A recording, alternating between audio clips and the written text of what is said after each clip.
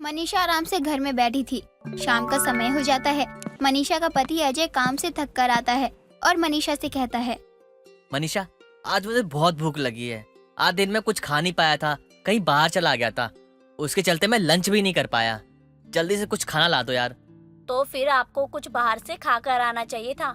घर में गैस और राशन दोनों ही खत्म हो गया है। अब आप ही बताओ कि मैं आपको क्या खाने के लिए दूं? यार तो कुछ भी नहीं है खाने में। यार भूख के मारे जान निकल रही है। सिर्फ सूखे चावल बने हुए हैं। आप कहे तो तेल चावल नमक दे दूं? हाँ हाँ दे दो यार, वही खा लूंगा। लेकिन अब मुझे बिना कुछ खाए कोई काम नहीं करा जाएगा। ठीक है, आप बैठिए, मैं आपके लिए खाना लेकर आती हूँ। मनीषा रसोई से लाकर खाना उसको दे देती है। अजय को काफी भूख लगी थी, इसलिए वो वही खाना खा लेता है और उसी समय राशन भरवाने के लिए चला भी जाता है। मनीषा को अपने ही पति के साथ ऐसा सलूक करते हुए जरा भी शर्म नहीं आती है। दिन बीतते हैं। तभी एक दिन मोहल्ले में एक साड़ी वाला साड़ी बेचने के लिए आता है।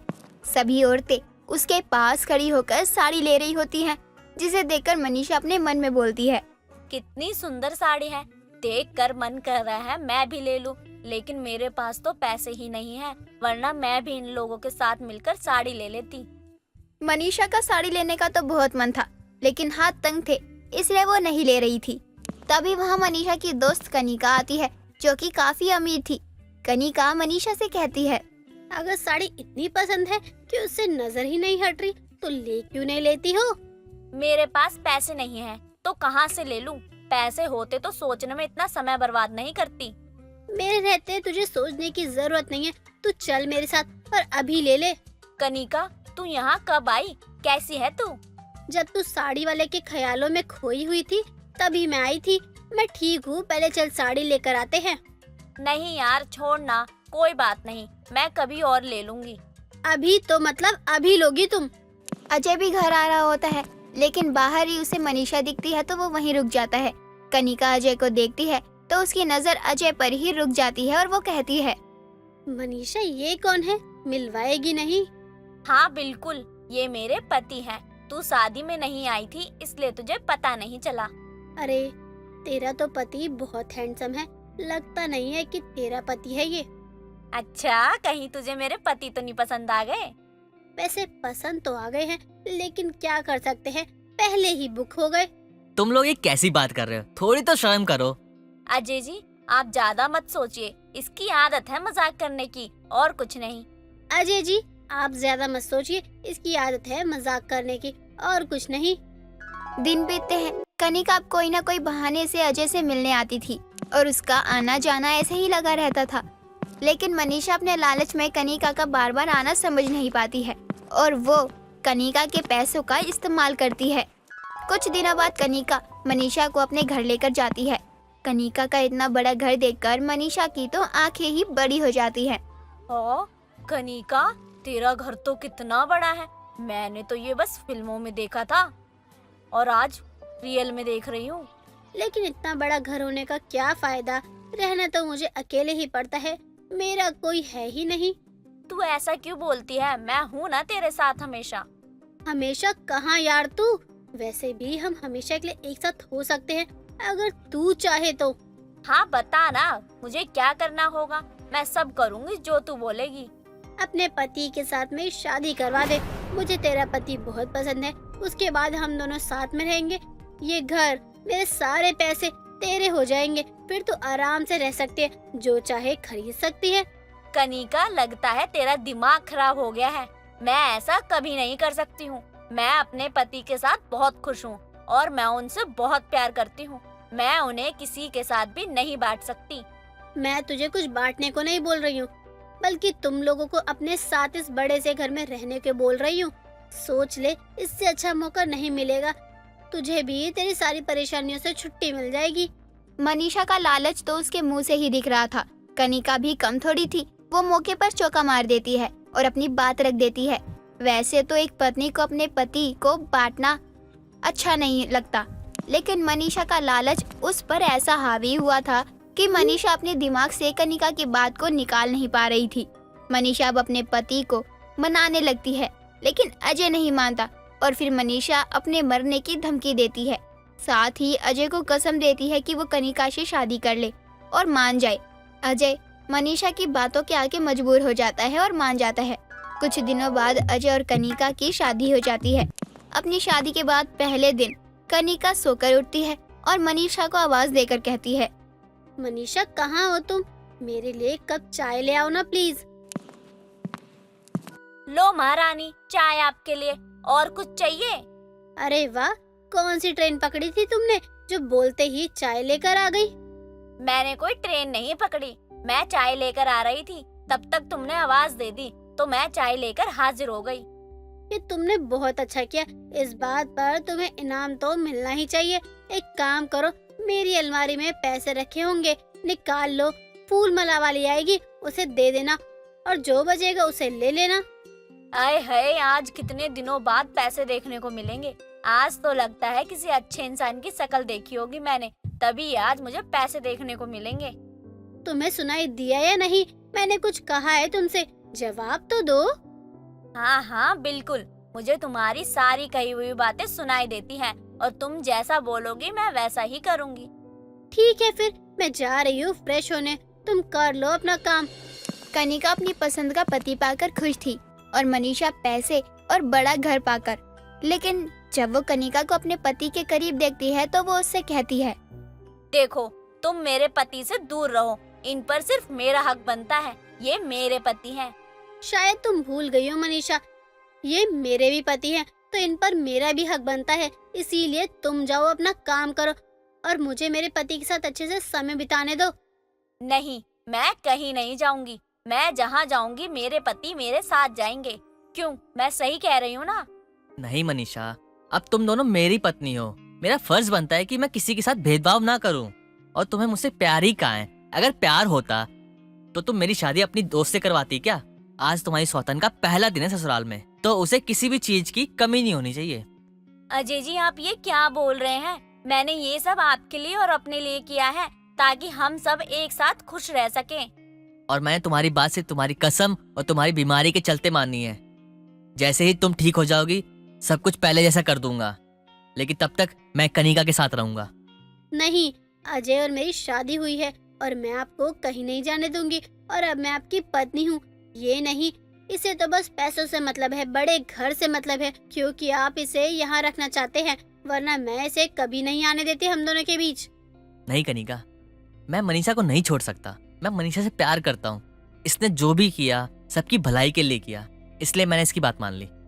तुम पागल हो गए हो? और कुछ नहीं, क्योंकि जो इसने किया है सिर्फ अपने लिए किया है। हाँ, मैंने आपसे शादी करने के लिए से पैसों की लालच जरूर दी थी, लेकिन इसकी तरह आपके जज्बातों से तो नहीं खेला ना। मैं कुछ समझा नहीं, तुम कहना क्या चाहती हो? मनीषा ने ऐसा क्या कर दिया जो तुम उसके बारे में ऐसा बोल रही हो? सच सच बताओ। यही कि मनीषा बहुत ही लालची औरत है। ये कोई बीमार नहीं है। इसने सिर्फ आपसे शादी करने के लिए ही हाँ करवाने का झूठ बोला था। ये बिल्कुल ठीक है। इसका बीमार होना एक नाटक था, नाटक। अमीर सौतन का उसके ससुराल में पहला दिन मनीषा के ससुराल में उसका आखिरी दिन बन जाता है और अजय की नाराजगी के बाद मनीषा हमेशा के लिए अपने मायके चली जाती है। मोहिनी काफी ज्यादा गरीब थी, लेकिन उसके सपने काफी ज्यादा बड़े बड़े होते हैं जिन्हें वो पूरा करने के लिए कुछ भी कर सकती थी। मोहिनी एक दिन अच्छी सी ड्रेस पहनकर बाहर जा ही रही होती है, तभी वहाँ मोहिनी की माँ माला आती है और मोहिनी से बोलती है, तुझे जरा भी शर्म है? तेरी माँ यहाँ काम कर कर के दिन पर दिन घटती जा रही है और तू है कि अपना अमीरी का जलवा दिखाने में लगी रहती है। कुछ तो घर के बारे में सोच लिया कर। माँ, मैं घर के बारे में बहुत सोचती हूँ, लेकिन पता नहीं क्यों आपको ये ऐसा लगता है कि मैं तो घर के बारे में कुछ सोचती ही नहीं हूँ। अब क्या मैं घरों में काम करने भी लग जाऊँ क्या? अच्छा, ऐसे सज धज के घूमने से घर के बारे में सोचने का क्या संबंध है? एक तो वैसे ही मुझे तेरे लक्षण ठीक नहीं लगते हैं। मैं तो सोच रही हूँ कि तेरी शादी करवा देती हूँ, कम से कम एक टेंशन तो खत्म होगी। माँ, मैं आपके बोलने से शादी नहीं करने वाली हूँ और आप मुझे मेरी जिंदगी अपनी तरह से जीने दो। और आप देख लेना, एक दिन मेरे पास भी फोन होगा, अच्छे कपड़े होंगे, बड़ा सा घर होगा। मोहिनी इतना बोलकर वहाँ से चली जाती है। पास में एक बहुत बड़ा बैंकेट हॉल था जिसमें एक बहुत ही अमीर लड़के की शादी हो रही थी। शादी में काफी अमीर अमीर लोग भी आए थे। मोहिनी मटकते हुए एक विनोद नाम की आदमी के पास जाती है और विनोद से कहती है, ये शादी कितनी बोरिंग है ना। आप यहाँ बोर नहीं हो रहे क्या? तो बहुत हो रही हूँ। बात तो तुम सही बोल रही हो, लेकिन तुम हो कौन? लड़के वालों की तरफ से हो या लड़की वालों की तरफ से हो? इतनी अच्छी बनकर आई हो तो लगता है पक्का लड़की वालों की तरफ से ही होगी। क्यों? अब क्या फर्क पड़ता है, मैं लड़के वालों की तरफ से हूँ या लड़की वालों की तरफ से? मुझे तो आप यहाँ इन सारे मर्दों में सबसे ज्यादा डैशिंग लगे, तभी तो मैं आपके पास यहाँ बात करने आई हूँ। अच्छा, मैं आपको डैशिंग लगा? वैसे मुझे भी शादी में कुछ खास मजा तो आ नहीं रहा है। हम कहीं बाहर चलकर बात करते हैं, इफ यू डोंट माइंड। मैं तुम्हारे साथ बाहर तो चल लूं, लेकिन मेरी ड्रेस, अब इस ड्रेस में बाहर घूमना अच्छा नहीं लगेगा ना। और ऊपर से मेरे फोन की बैटरी भी खत्म हो गई है। मैं कैसे अपने पेरेंट्स से बात करूंगी? तुम बस एक फोन और ड्रेस की बात कर रही हो। मेरे साथ चलो, मैं तुम्हें पूरा का पूरा शोरूम ही दिला देता हूँ। अब आखिर नजर के सामने इतनी सुंदर लड़की खड़ी हो और अगर वो मुझे लाइन दे रही हो तो क्यों ना मैं उस लाइन को पकड़ ही लूं। जी बिल्कुल, चले अब हम दोनों। मोहिनी उस आदमी के साथ बाहर घूमने चली जाती है। मोहिनी अब विनोद को रिझाने में कोई कमी नहीं रखती। विनोद बेचारा मर्द, उसका पैर तो फिसलना ही था ना। कुछ दिनों बाद एक बड़े से होटल में लंच के लिए जाती है। वहाँ भी मोहिनी अपनी हरकतों से बाज नहीं आती और एक आदमी के पास से गुजर रही होती है कि तभी वो अपना पर्स जानबूझकर गिरा देती है और उस आदमी की तरफ मुस्कुराते हुए बोलती है, माफ कीजिएगा, गलती से गिर गया पर्स मेरा। आप मेरा पर्स उठा देंगे? वो क्या है ना, मेरी ड्रेस थोड़ी छोटी है, मैं झुक नहीं सकती, तो क्या आप मेरी मदद कर सकते हैं? जी जी बिल्कुल, आप जैसी खूबसूरत लड़की की मदद भला कौन नहीं करना चाहेगा। मैं तो अकेले ही लंच पे गई थी, सोचा आप जैसा कोई हैंडसम मर्द दिखेगा जिसे मैं अपने दिल का हाल बता के थोड़ा हल्का महसूस करूंगी। लेकिन कोई बात नहीं, मैं चलती हूँ। आप कहे तो मैं आपको छोड़ दूं? कहाँ जाना है? इसी बहाने हम थोड़ा समय भी बिता लेंगे। अभी फिलहाल तो मैं लंच का बिल देने जा रही हूँ। आप एक काम करो, मेरा बिल दे दो, तब तक मैं वॉशरूम से आती हूँ, फिर हम साथ में चलते हैं। आपका हुक्म सर आंखों पर, आप जैसा कहो वैसा हो जाएगा। वैसे मुझे कुछ शॉपिंग भी करनी है। मैं सोच रही थी एक लैपटॉप लेने के लिए। अगर आपके पास थोड़ा टाइम हो तो मेरे साथ लैपटॉप लेने भी चल सकते हो। आप साथ रहेंगे तो मुझे अच्छा लगेगा। साथ चलना क्या, मैं तो आपको लैपटॉप भी दिला दूंगा। बस आप सिर्फ अपना हाथ रखना कि आपको कौन सा चाहिए, मैं वो सब आपको दिला दूंगा। अब आप पहल कर ही रही है तो आपको निराश तो कर नहीं सकता ना। मोहिनी और वो आदमी दोनों साथ में चले जाते हैं। मोहिनी उस आदमी के साथ बहुत घूमती है। आसपास के मॉल में घूमना, कपड़े लेना, जूते, सैंडल, लैपटॉप, बहुत सारी शॉपिंग करती है। शाम को जब ये सब और लैपटॉप लेकर घर आ रही होती है, तभी मोहिनी की माँ उस आदमी के साथ मोहिनी को देख लेती है। जैसे ही मोहिनी घर आती है, अपनी माँ को सब सामान दिखाते हुए मोहिनी बोलती है, माँ ये सब देखो, कितनी प्यारी ड्रेस है ना। और देखो ये लैपटॉप भी लाई हूँ मैं, मुझे ऑफिस से मिला है। ऑफिस से मिला है? अरे 12वीं फेल को अपने घर में कोई झाड़ू पोछे की नौकरी ना दे, और तू बोल रही है कि तू दफ्तर में काम करती है जहाँ से लैपटॉप मिला है तुझे। माँ अब लोग डिग्री नहीं काबिलियत देखते हैं, और मैं बहुत काबिल हूँ। हाँ, मर्दों को रिझाने में तो तू है ही काबिल, इस बात में तो कोई शक नहीं है। तभी तो तेरी ये महंगी महंगी सारी इच्छा एक बार में ही पूरी हो जाती है। दफ्तर वाले लैपटॉप दे सकते हैं, लेकिन ये कपड़े थोड़ी देंगे। माँ ये मैंने खुद लिए हैं। अब जब मैं कमा रही हूँ तो क्या मैं अपने सारे शौक पूरे ना करूँ? बेटा मैं तेरी माँ हूँ, मैं सब जानती हूँ कि तू खुद अपने शौक पूरे कर रही है या किस तरह से अपने सारे शौक पूरे करवा रही है। बहुत ही गलत कर रही है मोहिनी तू। देख लियो तू कभी कोई बड़ी मुसीबत में ना फंसे। माँ गलत मैं नहीं, आपकी सोच हो रही है, और मैं अब बड़ी हो चुकी हूँ। मुझे अपना भला बुरा अच्छे से पता है। आप मुझे मत बताओ, एक तो काम भी करो, ऊपर से आपके ताने भी सुनो। मोहिनी अपनी माँ को पलटकर जवाब दे ही देती है और वहाँ से मुंह बनाकर चली जाती है। मोहिनी की आदत ही हो गई थी ऐसे अमीर अमीर मर्दों को रिझाना और काम निकल जाने पर छोड़ देना। ऐसे एक आदमी के साथ ही नहीं बल्कि बहुत आदमी के साथ मोहिनी ये कर चुकी थी। कई दिनों तक ऐसे ही चलता रहता है। कुछ दिनों बाद मोहिनी अजय नाम के एक आदमी से मिलती है और उससे बोलती है, अजय मैं तुम्हारे लिए कुछ भी कर सकती हूँ। सच में तुम मुझसे मिलने आई हो, इस बात की मुझे बहुत खुशी हुई। मैं तो सोच रहा था कि अब शादी हम कर ही लेते हैं। शादी इतनी जल्दी? हाँ तो क्या हुआ, तुम्हें शादी करने में कोई परेशानी है क्या? नहीं, कोई परेशानी नहीं है, लेकिन मैं अभी अपनी माँ के लिए घर लेना चाहती हूँ, फिर ही मैं शादी के बारे में सोच सकती हूँ।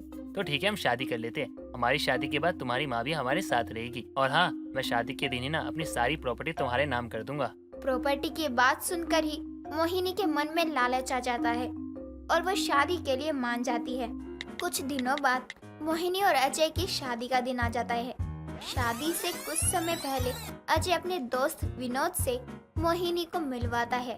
जैसे ही विनोद मोहिनी को देखता है वो बोलता है, शादी कर रहा है? अरे तू जानता नहीं है, ये एक नंबर की झूठी लड़की है। मर्दों को रिझाती है, फिर उनका इस्तेमाल करके गायब हो जाती है। अरे जब मैं बाहर शहर से वापस आया था, मैंने इसे इतने कॉल मैसेज किए, लेकिन इसका कुछ पता नहीं चला। लेकिन जब मैंने पुलिस में कंप्लेंट करी, तब मुझे जाकर के पता चला कि इस पर तो पहले से ही बहुत सारे केस चल रहे हैं। ये बहुत बड़ी फ्रॉड है। क्या तू सच कह रहा है? मैं तो 100% सच बोल रहा हूँ। यकीन नहीं होता तो खुद पता कर ले, फिर तुझे भी सब कुछ पता चल जाएगा। अजय वहाँ से पुलिस स्टेशन जाता है जहाँ मोहिनी की सारी सच्चाई पता चल जाती है। अजय मोहिनी को पुलिस के हवाले करके चला जाता है। मोहिनी ने अपनी माँ तक की बात नहीं सुनी थी, इसलिए अब वो जेल में अपने गुनाहों की सजा काट रही थी, जहाँ उसकी माँ उससे मिलने तक नहीं आती थी। मोहिनी जो थी तो काफी सुंदर, पर उसकी हरकत बिल्कुल भी अच्छी नहीं थी। ऐसा कह सकते हैं कि वो लड़कों को अपने जाल में फंसाया करती और उनको लूटकर हमेशा हमेशा के लिए छोड़कर चली जाती। पर सवाल ये उठता है कि वो लड़कों को अपने प्यार के जाल में फंसाकर वहाँ से चली तो जाती, पर क्या वो लड़के मोहिनी को कभी ढूंढने की कोशिश नहीं करते थे? आइए जानते हैं। मोहिनी एक बड़े से शहर में अपने बीमार माँ शांति के साथ रहा करती। शांति अपने बिस्तर पर लेटी हुई थी। तभी मोहिनी अपनी माँ के पास आती है और अपनी माँ के पास बैठकर अपनी माँ से बोलती है, माँ, मुझे काम के सिलसिले में बाहर जाना पड़ेगा। आप चिंता मत कीजिए, मैं बहुत जल्द आपके पास वापस आ जाऊंगी। और हाँ, आप फिक्र मत करना, कांता आंटी आ गई है ना, वो आपकी बहुत अच्छे से देखभाल करेंगी। इतना बोलकर मोहिनी अपनी माँ के माथे पर चूमती है और वो अपनी आंखों में आंसू लिए वहाँ से अपने कमरे में चली जाती है। अपने कमरे में जाने के बाद मोहिनी अपने हाथ में एक नकली आईडी कार्ड लिए खुद से बोलती है, मैं आ रही हूँ। इतना बोलकर मोहिनी अपने सामान को उठाती है और दूसरे शहर के लिए निकल जाती है। कुछ देर बाद मोहिनी दूसरे शहर में आ जाती है और एक रोड पर खड़ी एक लड़के से लिफ्ट मांगती है। एक्सक्यूज मी, वो दरअसल मैं यहाँ पर नई हूँ, इसलिए अगर आप मुझे यहाँ किसी होटल के बारे में बता दें तो शायद मुझे अच्छा लगेगा। ठीक है, कार में बैठ जाओ, मैं तुम्हें एक होटल तक ड्रॉप कर देता हूँ। मुस्कुराती हुई मोहिनी अपने सामान के साथ उस लड़के की कार में बैठ जाती है। जिसके बाद मोहिनी कुछ देर तो शांत रहती है, पर थोड़ी देर बाद वो अपना हाथ आगे कर उसको हाय करती है। हाय, मेरा नाम नेहा है, और आप? मैं वीर हूँ, और सॉरी, मैं हाथ मिलाने में इंटरेस्टेड नहीं हूँ। मोहिनी ने खुद का नाम, खुद की पहचान बदल ली थी। साथ ही वो एक मामूली और सीधी सादी लड़की बनकर उसकी कार में बैठ जाती है। कुछ ही देर में एक होटल आ जाता है। मैडम, आपका होटल आ गया। मोहिनी उर्फ नेहा बिना कुछ बोले उसकी कार से उतर जाती है और होटल में चेक इन कर लेती है। अपने रूम में जाने के बाद मोहिनी खुद का फोन बेड पर पटकते हुए बोलती है, शिट, इसने तो मेरी तरफ देखा तक नहीं। जब तक मैं किसी को अपने प्यार के जाल में फंसाऊंगी नहीं, तब तक मेरा काम कैसे चलेगा? मोहिनी, कुछ तो सोच, अगर यही हाल रहा ना तो तू पैसे कैसे कमाएगी? मोहिनी खुद से बात कर ही रही होती है कि तभी उसका फोन बजता है। खुद के फोन पर अननोन नंबर का कॉल आता देख मोहिनी अब अपना फोन उठाती है और बोलती है, हेलो, कौन? मैं वीर, आज आपने मुझसे लिफ्ट मांगी थी ना? ओ हाँ जी, बोलिए। वो एक्चुअली आपका पर्स मेरी कार में रह गया था। मैंने जब पर्स खोलकर देखा तो उसमें आपका कार्ड था, इसलिए मैंने कॉल कर दिया। हाँ, तो आप बताइए कि मैं कब आऊँ आपसे अपना पर्स लेने के लिए? शाम को ही आ जाओ, मैं आपके होटल के बाहर ही आपको मिलूंगा। नहीं नहीं, होटल के बाहर ऐसे ही मिलना सही नहीं है। आप मुझे किसी रेस्टोरेंट के बारे में बता दीजिए, मैं सीधा वहीं आ जाऊंगी। अब क्या था, वीर मोहिनी को एक रेस्टोरेंट के बारे में बताता है, साथ ही वो उस रेस्टोरेंट का एड्रेस भी देता है। शाम को अब मोहिनी उस रेस्टोरेंट में जाती है, जिसके बाद वो दोनों आपस में बैठकर काफी बातें करते हैं। समय गुजरता है और समय के साथ उन दोनों के बीच नजदीकियां बढ़ जाती हैं। साथ ही अब मोहिनी उर्फ नेहा अब होटल में ना रहकर वीर के घर में रहने लगती है। समय का पहिया यूं ही चलता है। ऐसे ही एक दिन मोहिनी वीर के साथ उसकी बाहों में बैठी थी। तभी मोहिनी वीर से बोलती है, वीर, हमें मिले हुए अब समय हो चुका है, हम शादी कब करेंगे? नेहा, शादी को बहुत समय है, अभी रुको जरा। वीर, कहीं तुम भी और लड़कों की तरह मेरा यूज करने के लिए तो। हे भगवान, मुझे तुम पर विश्वास ही नहीं करना चाहिए था। तुम गलत समझ रही हो नेहा, मैं तुमसे और सिर्फ तुमसे ही प्यार करता हूँ। हाँ, मैं अभी शादी नहीं करना चाहता हूँ, इसका मतलब ये नहीं है कि मैं तुमसे कभी शादी नहीं करूंगा। रहने दो वीर, मैं सब समझ गई हूँ कि तुम मुझसे शादी ही नहीं करना चाहते हो। तुम भी और लड़कों के जैसे हो ना, इसीलिए। मोहिनी उर्फ नेहा की बात सुनकर वीर को गुस्सा आ जाता है, जिसके बाद वीर मंदिर में जाकर सिंदूर लेकर आता है और उसकी मांग में भर देता है। ये देखकर मोहिनी की आंखों में आंसू आ जाते हैं। तो वहीं वीर उससे बोलता है, देखो, आज मैंने अपने प्यार को साबित कर दिखाया, अब हम दोनों को कभी कोई अलग नहीं कर सकता। हाँ वीर, तुम बिल्कुल सही बोल रहे हो। आज से हम दोनों को एक दूसरे से कोई अलग नहीं कर पाएगा, क्योंकि हम लोग एक अटूट बंधन में बंध गए हैं ना। इतना बोलकर मोहिनी वीर को गले लगा लेती है। मोहिनी आज बेहद खुश थी, बस इसलिए आज वो बिल्कुल दुल्हन के जैसे तैयार होके वीर के कमरे में बैठ जाती है। अब रात को जब वीर अपने कमरे में आता है, तब मोहिनी को शादी के जोड़े में बिल्कुल नई नवेली दुल्हन बना देखकर उसके पास आता है और उसका हाथ थामकर उससे बोलता है, तुम दुल्हन के जोड़े में कितनी सुंदर लग रही हो, मन तो कर रहा है कि बस तुम्हें निहारता रहूं। हाँ वीर, तुम बस मुझे निहारते रहो, पर मुझे निहारने से पहले तुम्हें मेरे हाथों का दूध पीना होगा। पहली रात की रस्म होती है, यहाँ भले ही मेरी सास न हो, लेकिन थोड़ी बहुत रस्में तो मुझे भी पता है। मोहिनी अब मुस्कुराते हुए किचन में जाती है और गिलास में दूध निकालती है। गिलास में दूध निकालने के बाद मोहिनी उस दूध में एक पाउडर मिला देती है और वो दूध वीर के पास ले जाकर उसको पिला देती है। जैसे ही वीर वो दूध पीता है, वैसे ही वो बेहोश हो जाता है। बस उसकी बेहोशी का फायदा उठाकर मोहिनी उसके घर के सभी पैसे, जेवरात लेकर वहाँ से फरार हो जाती है। और अगली सुबह जब वीर की आंखें खुलती हैं, तो वो खुद को मोहिनी उर्फ नेहा के हाथों बर्बाद देखकर खुद का सर पकड़ लेता है। तो वहीं दूसरी तरफ मोहिनी अपने नए शिकार के लिए निकल जाती है। मोहिनी ठीक उसी तरह दूसरे शहर में भी एक अनजान लड़की बनकर एक बार फिर अपने जाल में एक लड़के को फंसाती है और उसको भी लूट कर भाग जाती है। अब इसी तरह मोहिनी लड़कों को अपने प्यार के जाल में फंसाकर उन्हें लूट लिया करती। ये सिलसिला यूं ही चलता रहा, पर ये सिलसिला ऐसे ही चलेगा। आइए देखते हैं एक दिन मोहिनी बस स्टैंड पर खड़ी एक लड़के जिसका नाम रोहित था उस पर डोरे डाल रही थी। तभी रोहित उसको देखकर उससे बोलता है, क्यों मैडम, आपके घर में भाई बाप नहीं है क्या जो आप मुझ पर डोरे डाल रही हैं? ये कैसी बातें कर रहे हो भला? मैं तुम पर डोरे क्यों डालूंगी? मैं एक लड़की हूँ, जरा सोच समझ कर तो बोला करो। माफ करना मैडम, वो दरअसल आपकी हरकतें कुछ ठीक नहीं थी ना, इसलिए मैंने आपको ये बात तभी कही। मुझे भी माफ कर देना, पर मेरे पीछे कुछ लड़के पड़े हुए थे, बस इसीलिए मैं आपके पास आ रही थी, लेकिन आपने तो मुझे सीधा फटकार लगा दी। रोहित एक पुलिस वाला था, पर इस बात अनजान मोहिनी उससे बातचीत करने लगती है। समय बीतता है और बातचीत करते करते मोहिनी उस लड़के के बेहद करीब आ जाती है। मोहिनी इस बार भी हर लड़के की तरह रोहित को भी लूटने आई थी, पर वो रोहित को लूट नहीं पाती और खुद ही रोहित से प्यार कर बैठती है। ऐसा कह सकते हैं कि मोहिनी को पहली बार किसी से प्यार हुआ था। अब इसलिए वो उसको खोना नहीं चाहती थी। मोहिनी उसके लिए हर वो काम करती जो उसको पता होते। ऐसे ही एक दिन मोहिनी रोहित के पास आती है और उससे बोलती है, रोहित, मैं तुमसे बहुत प्यार करती हूँ और मैं तुमसे शादी करना चाहती हूँ। क्या तुम मुझसे शादी नहीं करना चाहते हो?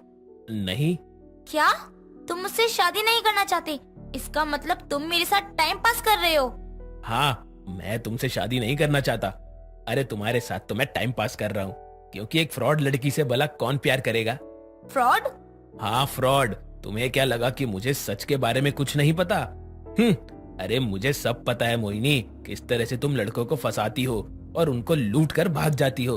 पर इस बार तुम्हारा पासा उल्टा पड़ गया, क्योंकि मैं कोई मामूली लड़का नहीं बल्कि एक पुलिस वाला हूँ, और तुम्हें पकड़ने के लिए इस बार मैंने अपना जाल फंसाया था। अब सब कुछ सच बता दो कि तुमने ये सब क्यों किया है। अगर तुमने अपना गुनाह कबूल कर लिया तो क्या पता तुम्हारी सजा कम हो जाए। हाँ, मैं लड़कों को फंसाती हूँ और उन्हें लूट कर भाग जाती हूँ, पर इसके पीछे भी एक कारण है। वो मेरी माँ है ना, मेरी माँ को कैंसर है और उनके इलाज के लिए बहुत पैसों की जरूरत है। मैं नौकरी से पैसे नहीं कमा सकती, इसीलिए मैंने लड़कों को फंसाकर उन्हें लूटना शुरू कर दिया। पर इस बार मेरा तुम्हें लूटने का कोई इरादा नहीं था। इस बार मैंने सोचा था कि तुम्हारे साथ मैं अपना एक सुखी परिवार बनाऊंगी, पर सब खत्म हो गया। अब सुखी परिवार जेल से निकलकर बसाना तुम्हारा इंतजार करूंगा। इतना बोलकर रोहित उसको अरेस्ट कर लेता है।